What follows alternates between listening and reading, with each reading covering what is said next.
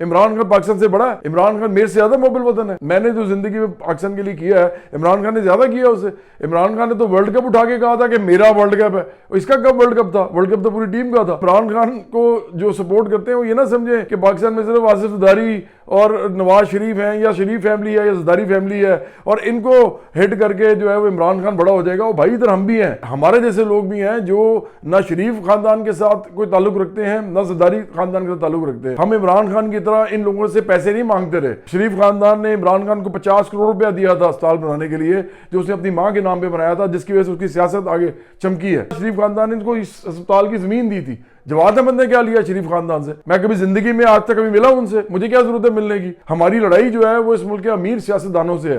तो ये हमारी सियासी लड़ाई है। ये इस सियासी लड़ाई के ऊपर अगर हम खड़े हुए हैं इस कॉन्सेप्ट के ऊपर, तो हम क्यों मिलेंगे शरीफ बरादरान से या ज़रदारी बरादरान से? लेकिन ये आदमी कौन है? ये इसने उनको भी इस्तेमाल किया।